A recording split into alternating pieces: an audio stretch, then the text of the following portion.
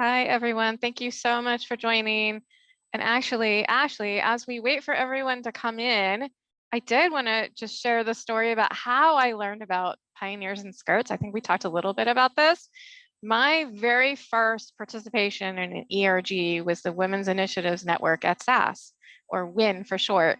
And WIN hosted Ashley and Pioneers in Skirts at SAS here in Cary, North Carolina. And I was so excited to hear and learn about that experience that I think I immediately reached out to you, Ashley, at that time because I was so excited. It just resonated with me, and I'm just thrilled to have you with us today and have the opportunity for our WISE community to watch the film.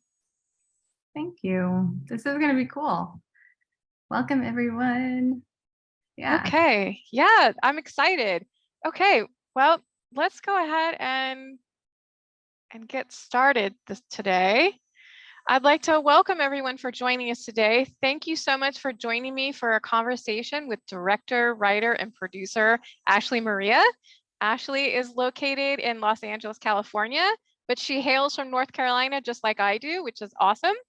And Ashley is the founder of Ashley Maria Productions. She is the recipient of the prestigious Directors Guild of America Award, and she is best known for her films and media work, including the comedy and horror shorts, which we need to talk about that, Ashley, the horror shorts. We've got some horror fans in this group, I know we do. Yay. Friday Night Fright and Volcano Girl, and of course, her 2020 breakthrough feature production, Pioneers in Skirts. She received her master's in fine arts from the University of Southern California School of Cinematic Arts, and she is an advocate for advancing women's opportunities. She's a North American delegate to the United Nations Commission on the Status of Women, which is the principal global policy-making body dedicated exclusively to gender equality and the advancement of women, which I just love that. So welcome, Ashley, and thank you for being with us today. Yes. Hey, everyone. Thanks for coming and thanks for having your videos on so I can see you. No pressure, no pressure. But I'm like, hey. I love that too. It is nice to see everyone. So Ashley, I had the pleasure of watching the film. It truly is a catalyst for change. It's powerful. And I love that you're here with us today. Watching the film builds an energy and a call to action, inspiring all of us to do better, to do differently. And I bet for many in our group today, it stirred emotions and recognition. The film resonated for me personally. It reminded me of being a young girl in mathematics and computer science at a time when there were just not a lot of girls like me. And it spurred me in adulthood to mentor women in STEM, which I've done my entire career.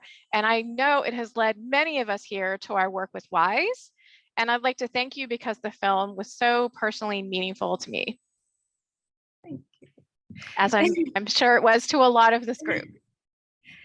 Yeah, I think that's what makes filmmaking really special is I was going through something and when I discovered other people were going through it too, then it became this mission to make it. I love that so much. And actually, why don't we start there? So in the film, you provide statistics showing that women start out pioneering in their careers and women lead men in ambition starting out. And however, within a few years, their ambition plummets. What did that feel like for you learning that? When you learned that, what was that experience like for you? Well, I mean, it's something that I was experiencing, I was going through, but I kept blaming myself. It's like you feel like you need these self-help books. You're like, why am I losing ambition? Why am I so frustrated? Why am I not getting opportunities? And you go inward and you're like, I don't get it. What am I doing wrong? And so hearing that it's a common issue that women like me experience, if anything, it's like validating and you feel less alone. And there's something about knowing that this happens that makes it so it doesn't affect you.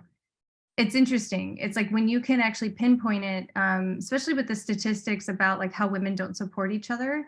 If you can pinpoint it and you go, the reason we don't support each other is because we have this idea ingrained in us that it's a zero-sum game, then you can kind of just flip it on its side. So and go, no, that's not true. So when I found out like, oh, I'm not losing ambition because I'm not good enough. I'm losing ambition because why?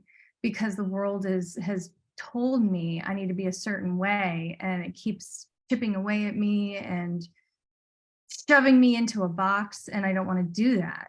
So making the film became that answer, that response. It was definitely something I had to go through to see the light at the end of the tunnel. I had to do this research. I had to, travel the country. A lot of self-awareness, a lot of self-analysis, very uncomfortable at times, very scary, very vulnerable. But on the other end, it's like these things don't impact me half, third, fourth as much, as it used to, because I understand what's in play now. Why do we lose that ambition? Because we come out into the world thinking we can just focus on the work and, believe it and dream it, you can be it, and then the rest of the world says, but you're a woman. Oh. Well, I for one really appreciate your vulnerability, because you are helping so many with this message. And I loved one of the quotes was, you can't be what you can't see. And I think you're absolutely right. Once you learn, you can do something about it, and you can do differently. And you, just like in this group, help other women and girls rise up with you, right? And I love your mission to go into the schools. And so I want to talk a little bit more about how you got there. And actually, I want to hear about the title, Tiny. Pioneers in Skirts. What Yeah. inspired the title? So it's a tongue-in-cheek kind of title where a lot of what was told to me is I needed to look a certain way in order to be taken seriously. And I said, well, I like to dress up. I like to wear a dress. And then also don't, pants are fine. So why do I have to look a certain way in order to fulfill this role? What does it look like to be a director? What does it look like to be the CEO? And so that became like a little joke, pioneers in skirts, like, yeah, okay. But also, while we were coming up with this film, we were also doing a documentary. Leanne and I, who's the producer of the film, she and I were working on another documentary about a business and professional women's group called BPW. And they're one of the oldest advocacy groups for women, for working women. And they had this fantastic photo of women in their Sunday best in the 50s, breaking ground on their first headquarters in North Carolina. This organization was like really launched in North Carolina. So it's just this gorgeous photo. If you go to our website, we have the photo there of just them like with shovels and pearls.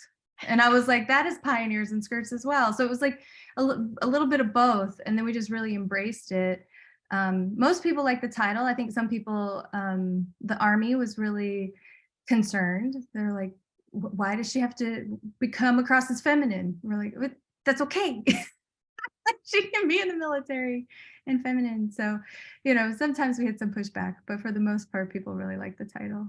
Well, I love it, because I think it does grabs your attention, right? And it helps you think about those things.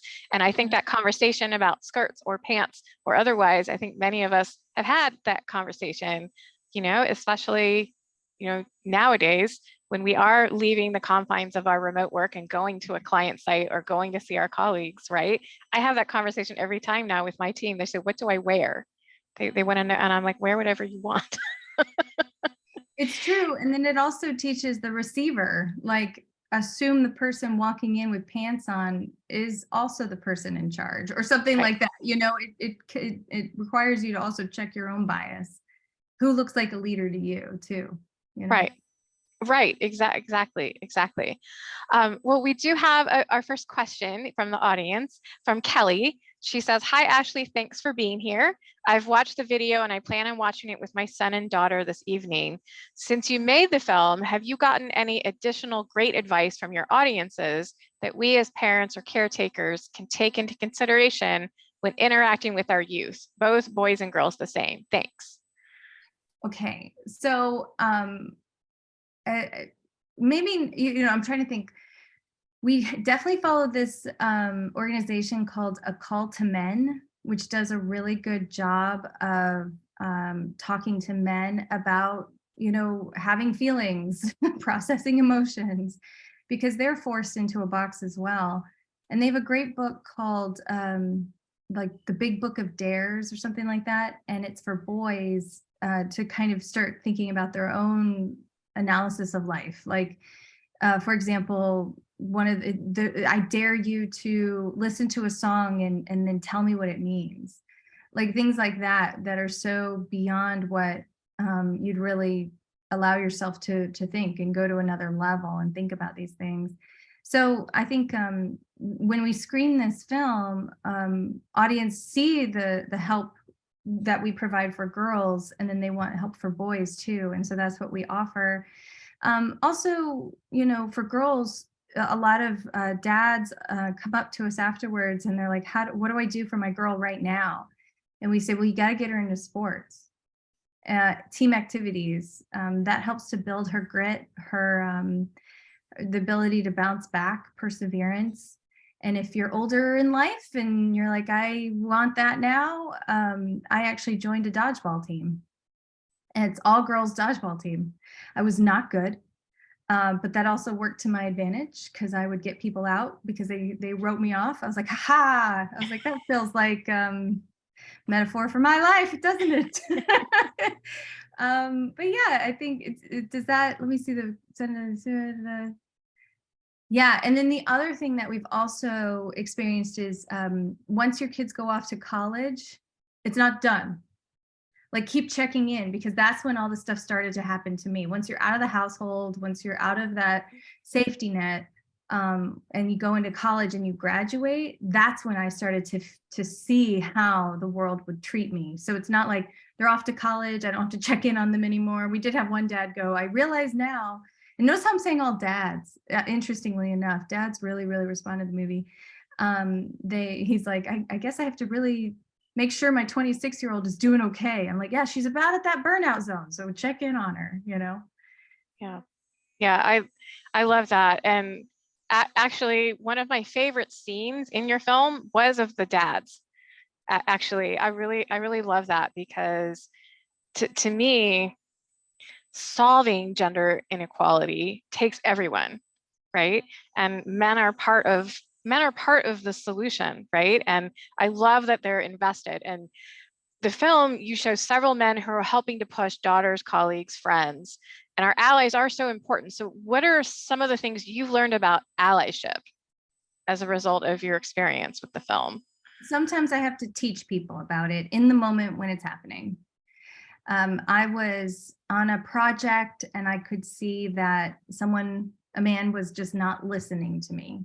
So I had to find an ally in that moment and say, listen, you know, John doesn't care what I'm saying. I need your help. And so unfortunately, it's like he listened to this man, but not to me. So the man had to then kind of advocate for me like Brad Feld did in the film, you know, for Sarah, and say, like, Ashley has this really good idea. Let's listen. And I told him, I said, you have to literally say those words. You have to say those words. So, you know, it's exhausting to put that kind of energy on yourself. But at the end of the day, it actually helps, because then they go, oh, this is how I am an advocate, not just sitting next to you. I actually have to work with you, and I actually have to help. You know, and there's a difference between like standing in front of you and like blocking all the disasters, and then standing beside you and fighting with. You know, there's like two different ways to look at it. And so we encourage people to do the fighting with, like, you know, support me without running over me kind of deal. I love that analogy. That's a beautiful analogy. I hadn't thought of it that way, but you're exactly right. Yeah, we just started watching Dungeons and Dragons last night, and so I just had this visual of like fighting, and I'm like, so not like aggressive fighting, you know, just verbal. Well, but I think that that's something that allies maybe haven't thought about, right? The allyship is actually a verb. It's taking action, and how are they showing up, and what are they doing? And I think for many of us in our workspaces, it could be as simple as hey, I really wanted to hear what Ashley had to say. Can we let Ashley finish talking? Right? It could be as simple as that. Yeah. So I love that. Another thing that I do is if I can't do a job, because I work in freelance and production. And so so what I do as an ally is I recommend other women to replace me. And Love that's another that. way we get more women into the mix and get them hired. So that's I something think that's great. I love that too. That's great. Great advice for all of us, right? Yeah. I think for all of us, it's what can we be doing to bring more women into pre-sales? And if you're a leader, what are the things you can do to help develop other women leaders, right? Yeah, I love that. We have another question, Ashley. One really interesting part for me was the all girls robotics team at that crucial point in their development of self, identity, and confidence. My eldest girl is 10 and about to go into secondary school, and I'm torn between a mixed school, which is my original preference, and an all girls school like the one I went to, as the latter choice still delivers better academic results. I'd love advice from the group on how I can best support her development at this crucial time as I make this decision.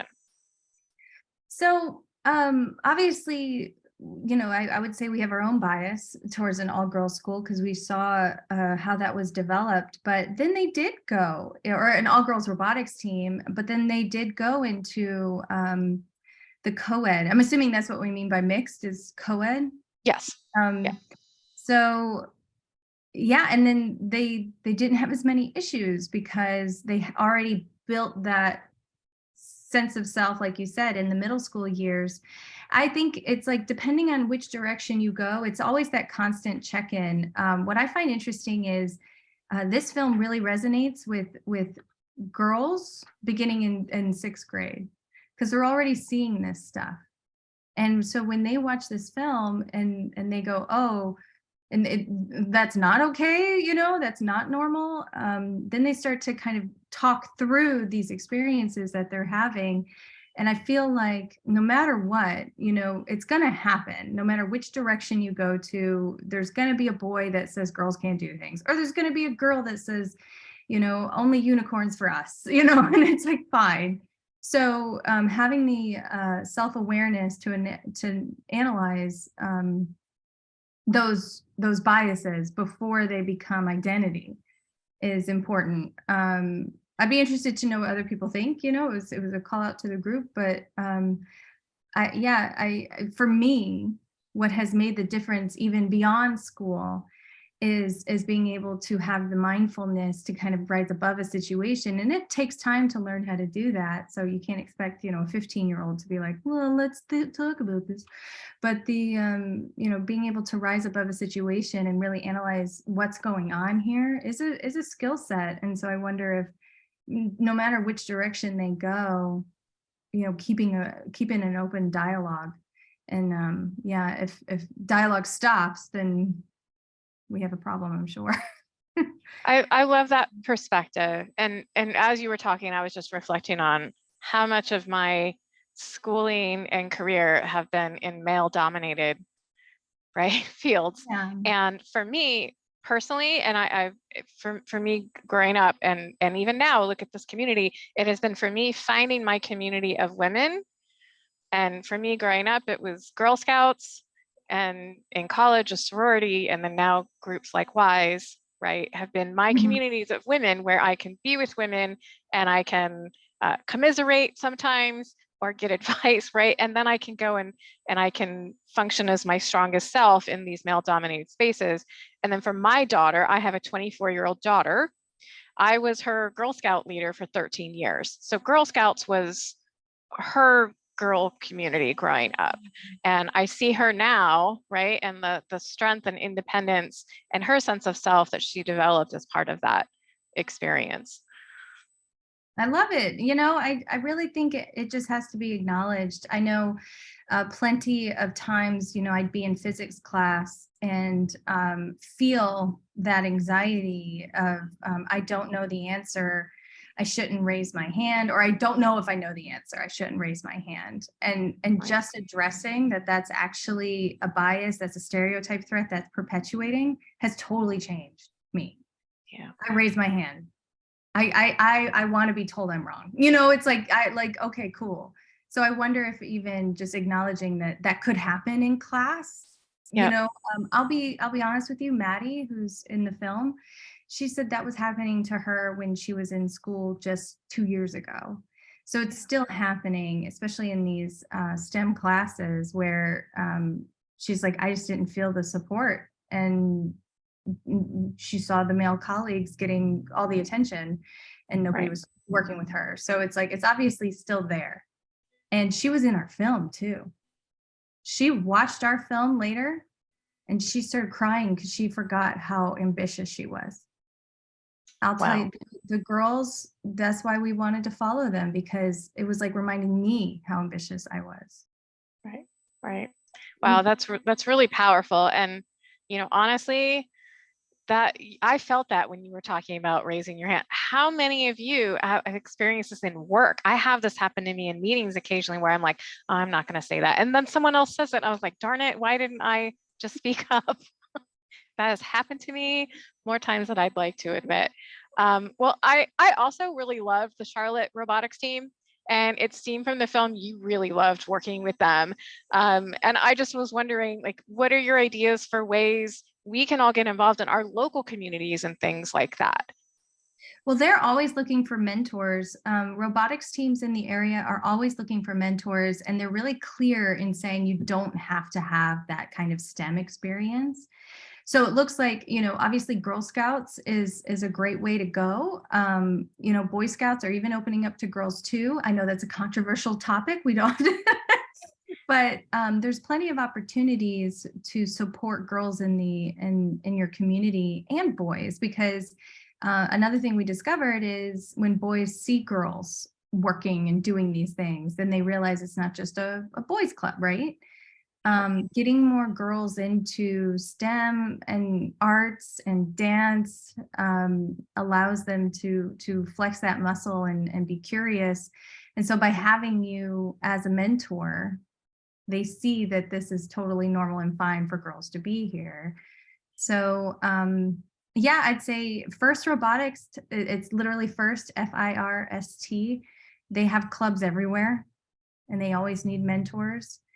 What else? What did I do? I was in, obviously, I was in all of the media classes and did all that. And so when I was in high school, my mom helped me get in touch with people who were in the film industry in the Raleigh area, and then even a writer from News and Observer, because I loved his Oh, columns so great. much. So just helping them explore what is making is what is curious to them, what is making them wonder. I love that so much. And I absolutely love hearing the support of parents and caregivers and the role we can play for our children. I know when I was 10 years old, my parents sent me, or by my request, to a 2-week overnight computer programming camp. And y'all, that was a big deal in the 80s. So, Yes. all right. And a follow-up to the previous question was, can we share the movie with allies and those who might need to be educated? I was at a recent Women on Boards networking workshop where the male presenter talked about how you need to be likable to be effective at networking. And he didn't understand the double bind we experience on likability versus competence. Were your eyes hurting from rolling them so hard? Whoever's asked that question, just like, I want to punch his foot. Okay. I was so frustrated. I'm like, wait, what was the question again? Yeah. So the film is 100% available everywhere. Like it's on Tubi. It's available to rent on our website. The reason why we do events like this is to have these conversations afterwards. So, if they need to watch it, they can watch it right now. But if you want to do like a formal, hey, this is something we have to do for class or for our job, we have the film available to host as well, so that you get these talking points. You get the opportunity to have us join you. But we wanted the film to really be accessible and have an impact. So we have many, many, many different ways for it to be used. Pioneersandskirts.com, very easy to find it. Just look under host or watch, and you can host a film screening or just watch it right now, again, online. I love that. That's great. That's great. That's great. And we'll try to post links at the end as well. But I also have to say, so we have a few parents and caregivers in the group, and I want to talk a little bit about your producer, Leanne Burst. Yes. My favorite thing about the two of you is that you are a mother-daughter team, and I'm fortunate enough to have my daughter, and I'm very close to her. And what I've learned about you, the same is true for the two of you, which I absolutely love. So what was that like working together on this project?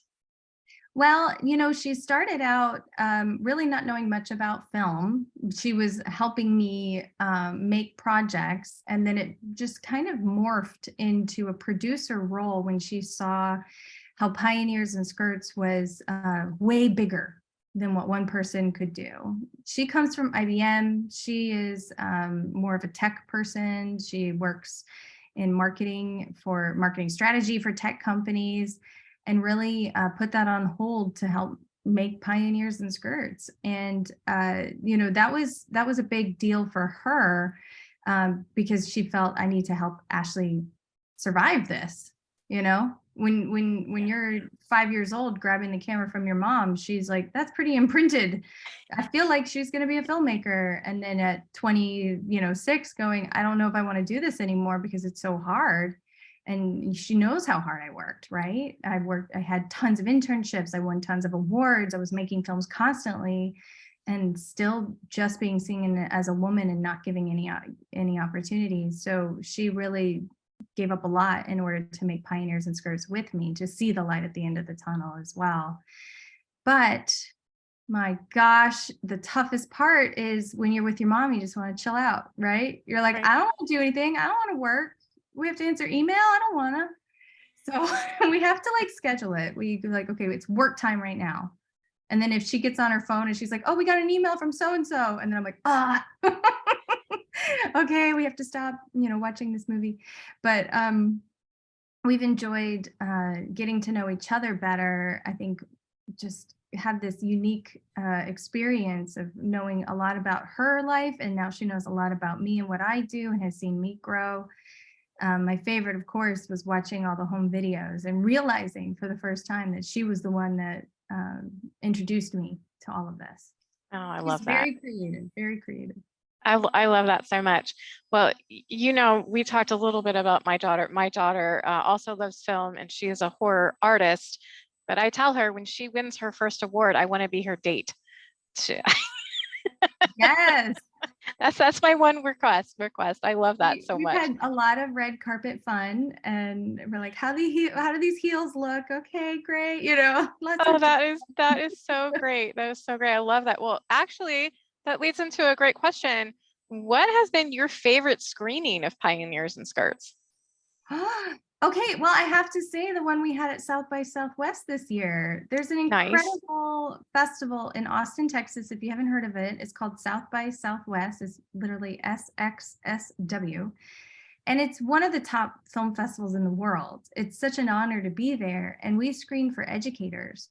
So we didn't really know this film was going to be embraced by educators until the pandemic hit, and we went entirely online, and people found us from schools and they showed it to students. And like I said, we discovered 6th grade and up can really engage with the film. No bad language, it's fun on purpose. And so when we got into South by Southwest for the education portion, we're like, cool. So we got ourselves all ready for that. And I tell you what, having a film launch in a pandemic, and then being online, and then finally being in person in front of people and seeing their eyes when you walk out on stage, I started crying. I totally did, because they were applauding and they were standing up, standing ovation. And I was like, all of the feelings are coming right now. Oh my gosh. And it was so much fun. And I immediately, because we've done so much research to help educators, because they just don't have time to learn how to make a movie work for them. And they're also getting a lot of pushback, because this movie does talk about bias. It does talk about sexism, which is unfortunately has become politicized. So I think a lot of them, they were emotional too. A lot of educators came up afterwards and said, like, this movie, I've had such a hard few years trying to stay a teacher. And they said this Yeah. movie made me feel like I needed to continue. And then I cried again. I was like, oh God, I gotta get out of here. It was such an emotional experience. Oh my gosh, what a great memory though. I love that experience for you. And the pandemic, how did the pandemic affect that your project? How like if it affected all of our work, how Yes. did it affect the film coming out in 2020? That had to have been an interesting experience releasing it in the middle of the pandemic. Yeah, our very last screening actually was at SAS in person, March. Well, I guess whenever International Women's Day was, so March 8th, Yeah. in 2020 was our last in-person really big event. I was actually gearing up to go back to the United Nations for their big event. And you know, everybody was at that point where they're like, do we hug? We're a little confused. Do we shake hands? You know, do you guys remember that vibe? Yeah. And then the world shut down and there went all of our plans. We were really gearing up. We had, you know, we were on NPR, we were on the local news, we were gearing up for a big event in North Carolina and then going nationally at IMAX theaters. So we were totally ready, right? And then everything shut down and we had to pivot. And I will give Leanne slash mom slash producer the credit there. She was really, she pivoted easily.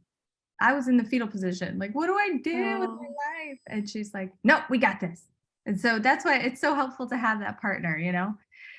So she really figured out how do we evolve to make this online, make it okay, make it totally normal and fine.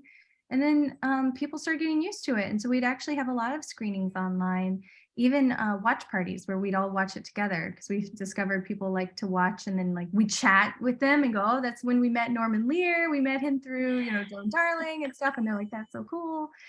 Everyone loves the dad scene. You see all the people start chatting again. They're like, my dad taught me this, you know, it's really cute. Then we saw as the culture was tired of that. They wanted to be in person. So then we started to have like 20 people screenings in person and things like that. And it really wasn't until this year that people are finally okay to be in person, but they're also embracing online because it allows everybody to be together.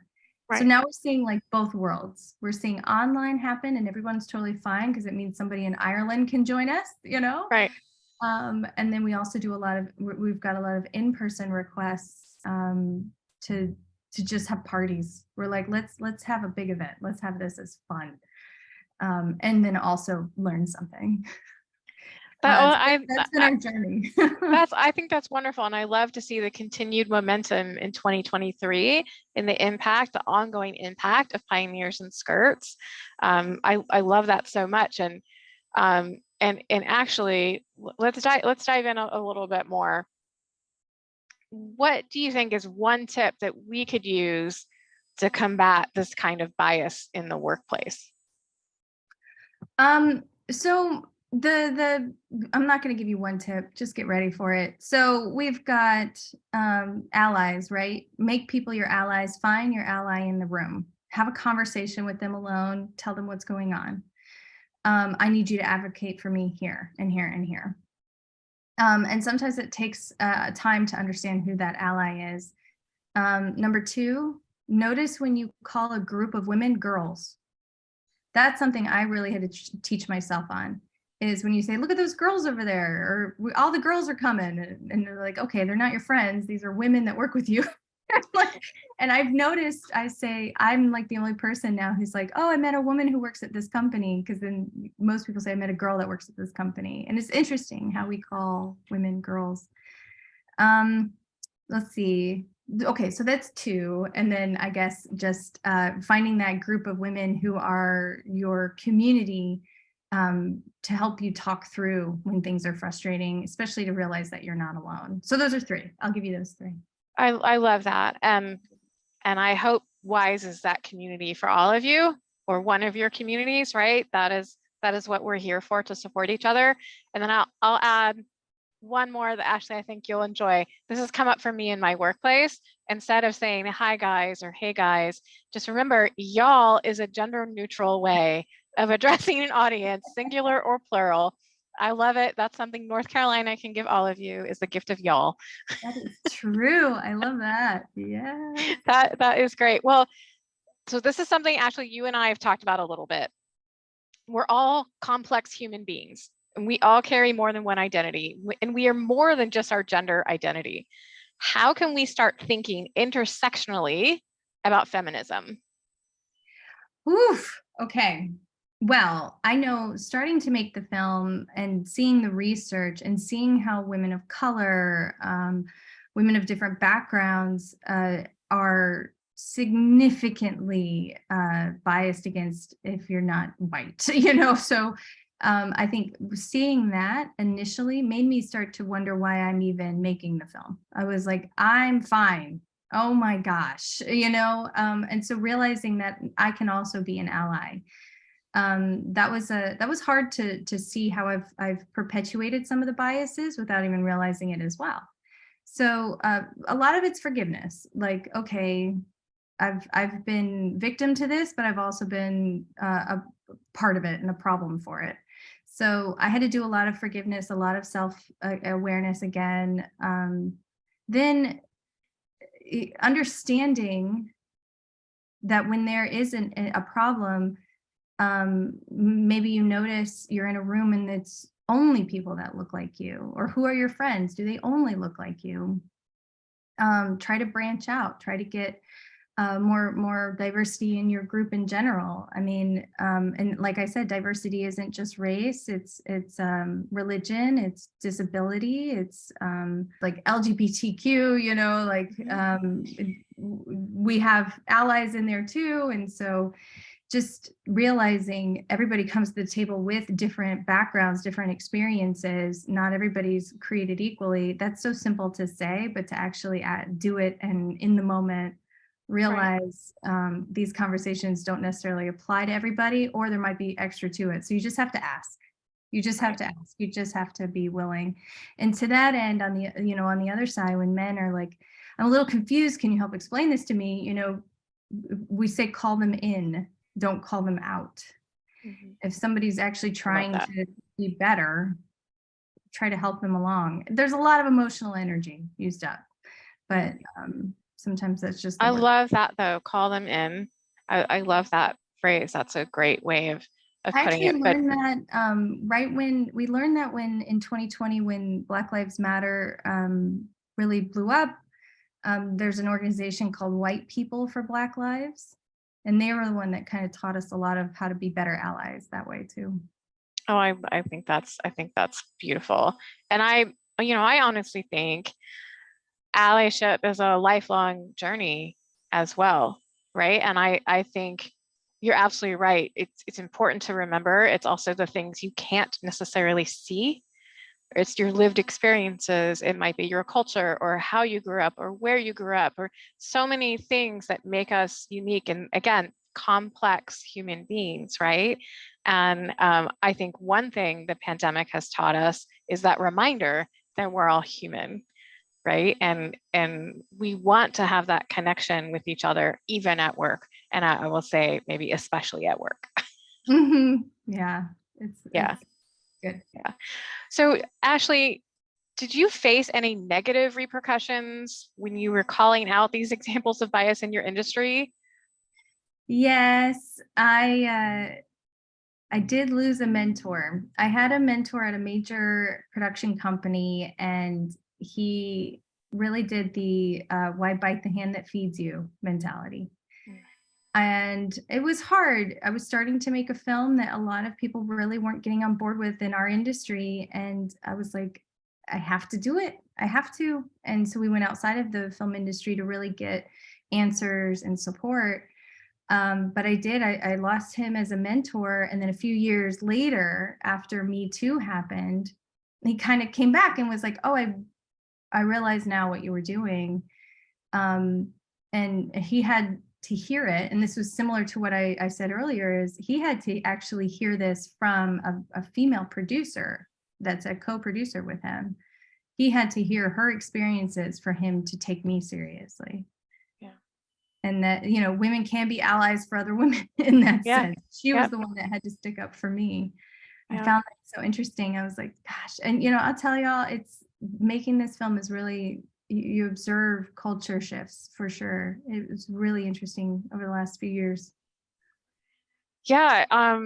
I mean, and I bet that's been interesting for you on your journey with the film's release, right? Coming out when it did in 2020 to now. And up to that end, when you were making the film, were there any of the interviews or stories that you worked on in the film that were surprising for you? Well, I think when you're making a film like this, you're constantly thinking about how you have fallen victim to a lot of these sexist subtle things, right? So stereotype threat was a big one. I realized I wasn't putting myself out there as much as I could because I didn't want to be perceived as aggressive, or I didn't want to be perceived as indecisive. I was so careful with everything I did that I actually became weaker. I became more insecure because I was so scared. And I didn't realize any of that was happening, right? I didn't realize any of that was happening. But I became so scared of how I would be perceived because it was so aggressively thrown in my face that women are perceived certain ways, that I became really insecure on how I represented myself.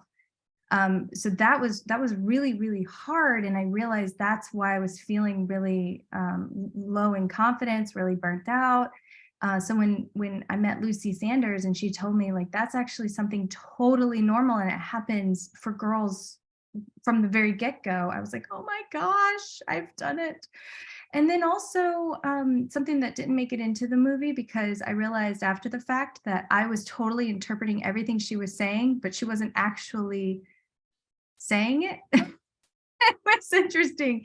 She said there's you tend to disassociate from your gender or from your group when you don't want to be falling victim to those stereotypes. And so when you say things like, I'm not like most girls, I like math, or I'm not like most girls, I'm actually good with my car, that is perpetuating biases without even realizing it. That's confirming that, yeah, most girls don't like to work on their car. Surprise, surprise, we're actually really good at it when we're given the chance to learn. I had a mechanic who was a woman, and she let me fix my car in her garage so that I could learn it. And she would walk out, she would look, she'd go, all right, Ashley, don't forget this. And I'm like, yes, ma'am. And then I asked her, I was like, can I do it? Can I do it here? Because if I do something wrong, you'll fix it. She's like, yeah, of course. So it's just these little things that we all fall victim to. And the reason I joke is, like, Lucy Sanders, she just said the words, then you disassociate. And then my mind went, what? And so that we actually couldn't put it in the movie because she didn't say anything else. And I was like, oh no. So I try to say that in these conversations because I'm like, it was entirely one thing we discovered while editing a film like this. When you are on set, when you are in it, you see everything beyond the frame. So we had to get an editor to come in and go, that's not actually what's happening in this scene. And we're like, oh crap. So she had to go and fix it and re-edit and make sure everything that you see actually makes sense. And I've been teaching other filmmakers this. I'm like, when you are so in it, you need someone else who doesn't know this to help you edit. Well, I love that that was a profound moment for you. I love that. Because that resonated for me as well. I thank you for sharing that. Well, on the flip side of burnout, how do you keep from burning out as you push against this kind of bias? Well, I think it's a lot easier to avoid burnout when you know it's happening. I was on a set just a few weeks ago. The only women were the producers, which is a big deal. But also, why didn't you hire more women? And then not even production design. There was just, we'd say 10 women on a set of 100. We'll just leave it at that. So this stuff is everywhere. And I saw some things on that set that I was like, wow, I didn't realize it was still this bad. Just the jokes, just how people were treating each other, condescension, just pretty rough on film sets still. And I'm like, wow, I've really surrounded myself with good people. I didn't realize. until I went on this much bigger set and saw how bad it still is. So that was a little knock of keep going.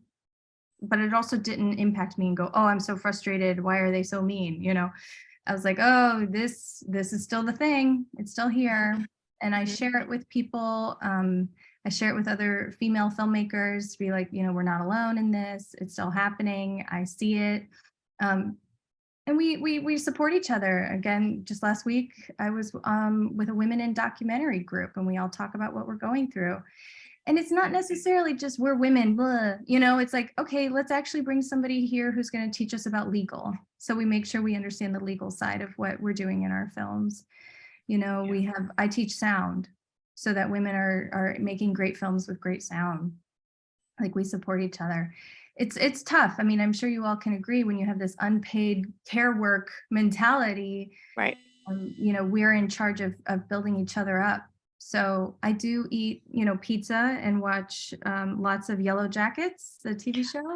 Me like, too. You know, you don't really want to eat while you watch that show, but I'm just saying, like, I do have to have some downtime.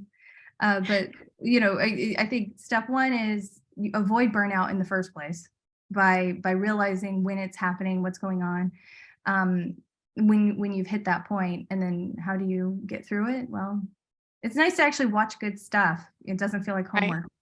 Right. Oh, I love that. And my daughter and I watch Yellow Jackets together, actually. It's our current favorite show together. Yes. I love that. But yes, that absolutely, I think, is part of the power of women being able to connect and support and lift each other up. Right. But I do have those moments where I say, it's 2023. How am I the only woman in this space? Why is that still happening? And what can I do to lift up other women? And actually, a couple more questions, Ashley. Yeah, I'm fine. Based on what you've learned from this experience, what would you tell your younger self?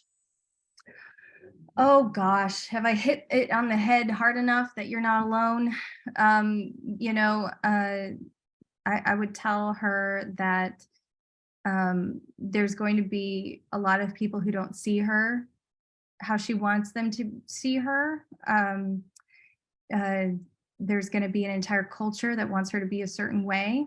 And I think, you know, I saw those times where I was trying to navigate, and no matter how hard your parents try, there's still school, there's still media influencing you.